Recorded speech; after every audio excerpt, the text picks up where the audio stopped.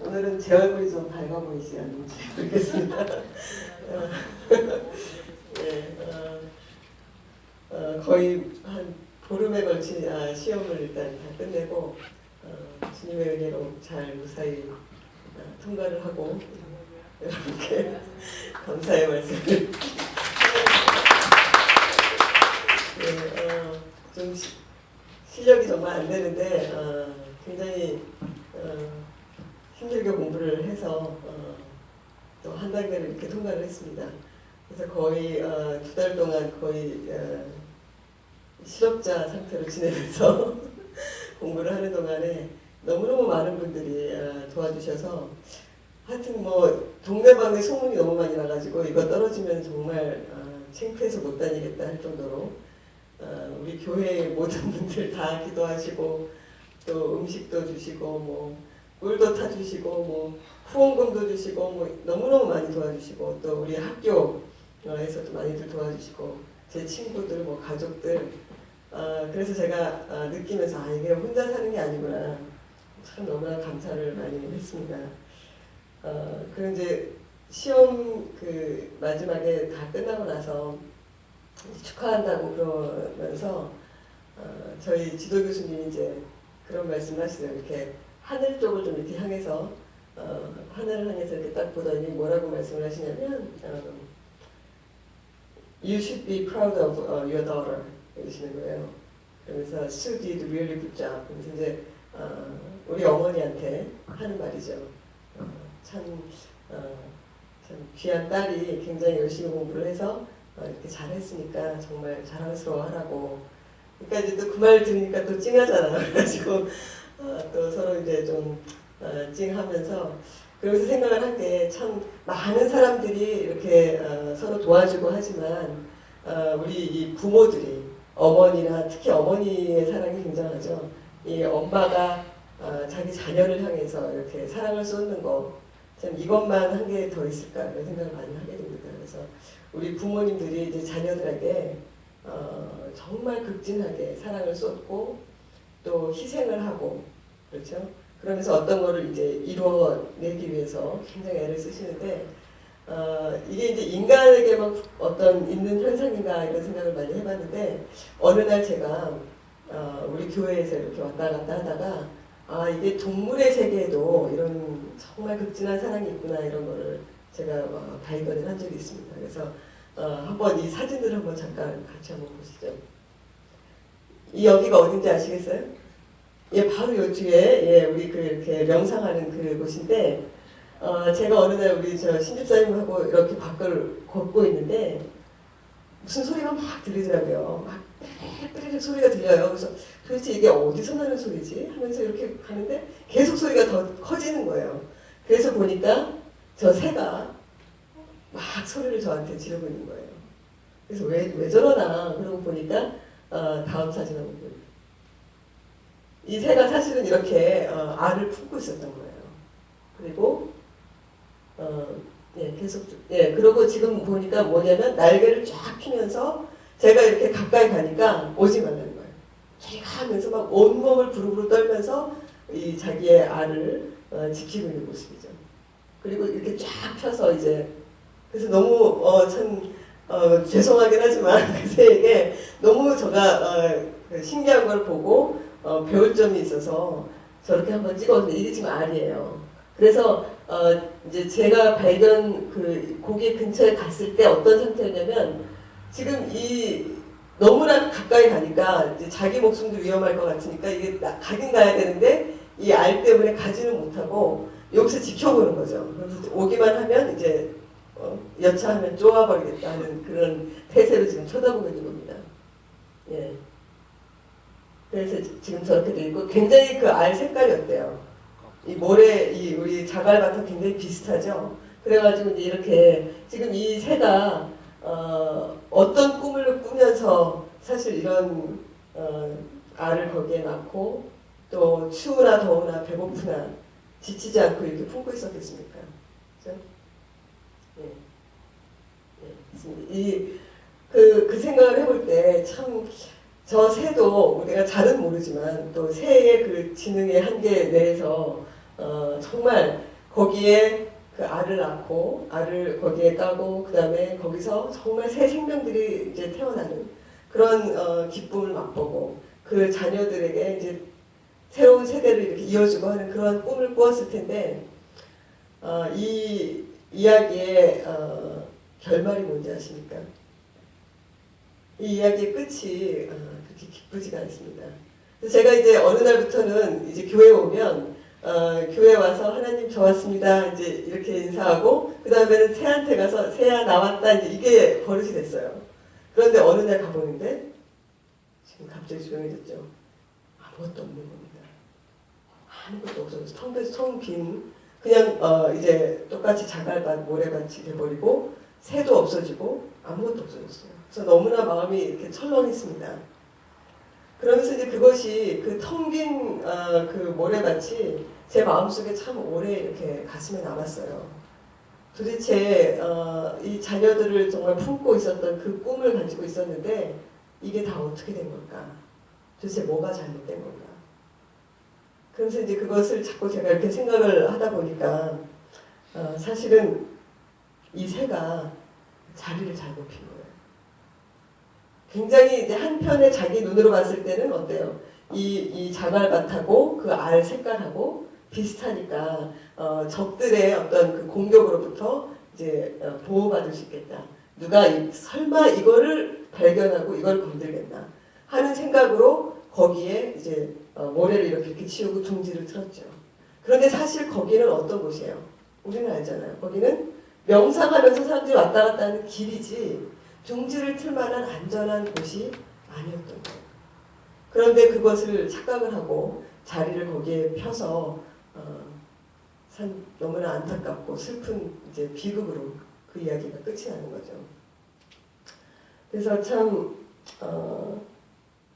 사실은 이렇게 나뭇가지를 물어다가 하나씩 하나씩 놓으면서 나무 높은 곳에 이렇게 둥지를 틀기도 하고 또는 바위 틈에 안전한 곳에 이렇게 해야 되는데 이 새는 그만 그 장소를 잘못 정하고 그 길을 잘못 택한 이런 탓에 어떤 아픔을 겪게 된 겁니다. 그래서 이 새 텅 빈 공간을 보면서 사실 우리들 자신 또 제 자신을 많이 돌아보게 됐습니다.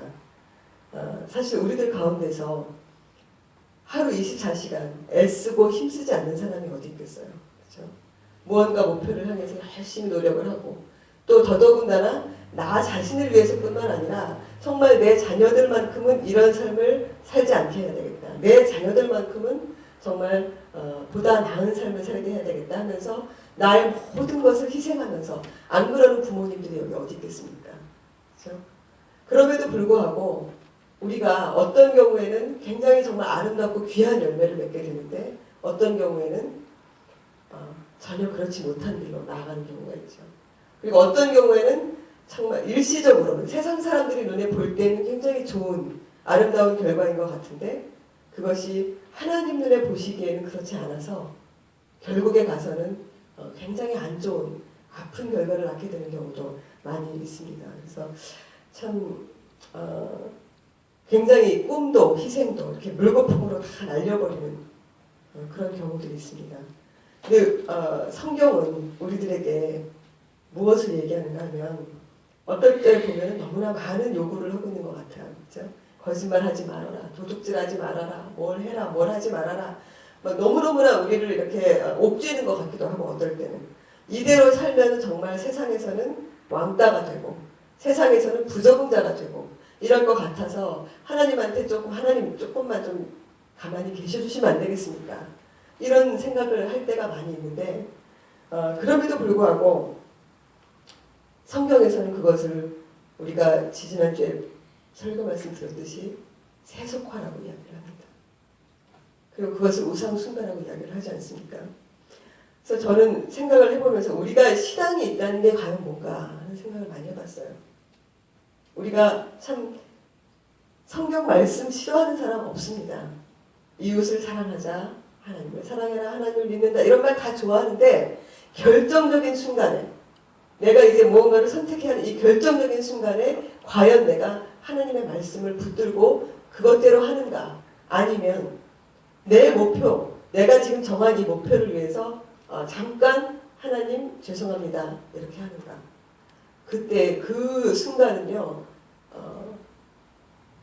신앙생활을 1년을 했던 5년을 했든 10년을 했든 다 같이 똑같이 어려울 수가 있습니다.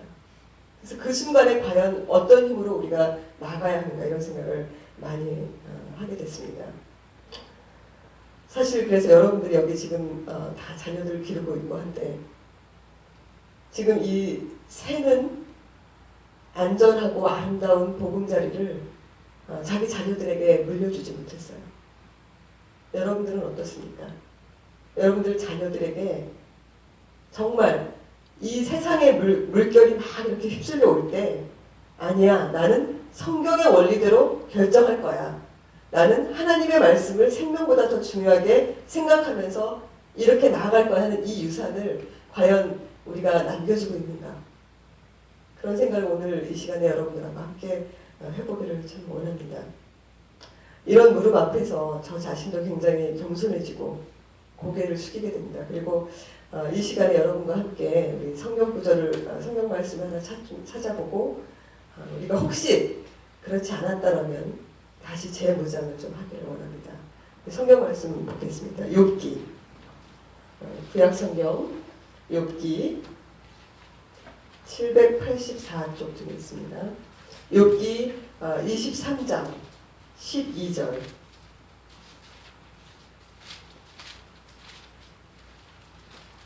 욥은 굉장히 고난을 많이 당한 사람으로 유명하죠. 이 욥이 고난 중에 어떻게 하나님을 부인하지 않을 수 있었을까? 이것을 우리 한번 같이 읽어보겠습니다. 욥기 23장 12절 찾으셨으면 함께 읽겠습니다. 시작. 내가 그의 입술의 명령을 어기지 아니하고 정한 음식보다 그의 입의 말씀을 귀히 여겼도다. 다시 한번 읽겠습니다. 시작. 내가 그의 입술의 명령을 어기지 아니하고 정한 음식보다 그의 입의 말씀을 귀히 여겼도다. 아멘. 이것이 어떻게 보면 욥이 그 고난을 당하면서도 하나님께 딱 붙어있고 하나님만 내가 만나서 하나님과 이 문제를 해결하면 된다는 그 믿음을 가지게 했던 버팀목이 되었을 것입니다. 우리는 어떻습니까? 여기에 이 정한 음식이라고 하는 것은 일정한 음식이에요. 저를 포함해서 많은 분들이 나는 한 끼만 굶어도 세상이 무너지는 것 같아 라는 아마 주의가 많이 있을 거예요. 그게 당연하죠. 우리는 일정한 음식이 우리에게 힘이니까 아침, 점심, 저녁을 꼭 먹어야 되고 그렇죠? 네, 그런데 이 욥은 지금 뭐라고 하냐면 그 일정하게 음식을 먹어서 내 육체의 생명을 유지하고 연장하는 그것보다도 내가 하나님의 입에서 나오는 말씀을 귀하게 여겼다. 이렇게 이야기를 합니다. 우리가 보통 목구멍이 포도청이다 이런 말을 하죠. 내가 정말 이것을 따르고 싶지만 사실 목구멍에 창을 들고 서 있는 그 사람이 있어서 이 목구멍을 유지해야 되기 때문에 어쩔 수 없이 내가 타협을 한다. 이렇게 많이들 넘어갑니다. 그러나 우리 성도들은 목구멍이 포도청이 되면 안 됩니다. 하나님의 말씀이 궁궐에서 울려나오는 임금님의 말씀과 같아야 되는 거예요. 이제는 하나님께서 이리 가지 말아라 하면 네, 안 가겠습니다. 우리가 왜 그 마지막 순간에 자꾸 다른 것을 선택하는가 생각을 해봤어요. 그랬더니 내가 이렇게 갔다가 직업을 잃으면 어떻게 하나, 이렇게 갔다가 실패하면 어떻게 하나 하면서 이 목표가 머릿속에 꽉 차 있는 겁니다. 제가 집중적으로 2-3달 공부를 하면서 깨달은 것이 내가 하나님께서 김수정이라고 하는 사람을 왜 불렀는지 이 구약 공부를 왜 하게 했는지를 조금이라도 잃어버리면 정말 이거를 버티기가 힘들겠구나. 목표의식을 잃어버리면 하나님께서 나를 부르신 그 목표를 잃어버리고 하게 되면 내가 세운 목표에 매몰되게 됩니다.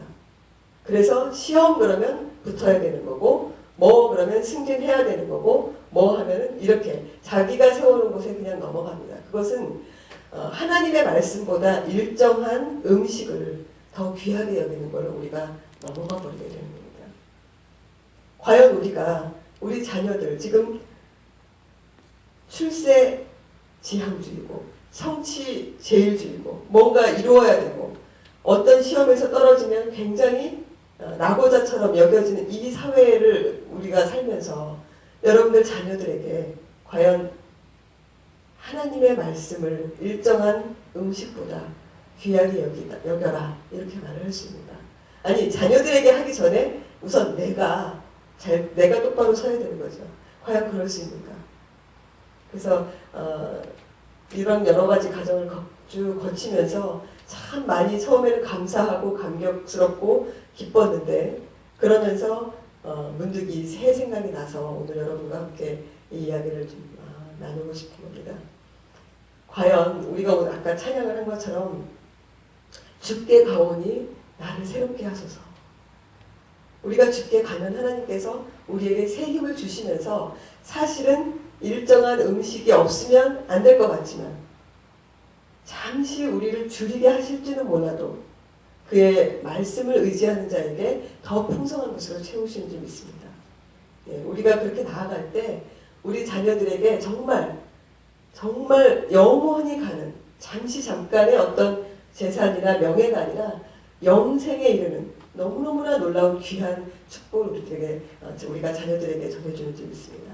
그래서 오늘 우리 함께 찬송가를 함께 부르면서 과연 주님께서 우리를 부르신 목적이 무엇인가 다시 생각하는 시간을 가졌으면 좋겠습니다. 이 찬송가는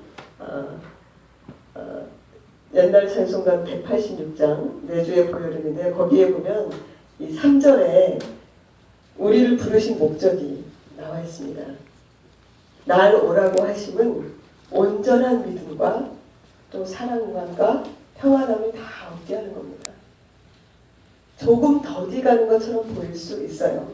혹시 어딘가에서 실패하면. 그러나 주의 말씀을 우리가 놓친다면 그것은 모래밭밖에 남지 않는 그런 결과를 가져올 수 있습니다. 여러분들 흔들리실 때마다 우리 교회에 흔들리시는 분 없을지 믿습니다만 혹시라도 흔들리실 때마다 우리 교회 오기 전에 저 모래밭을 한 번씩 보세요.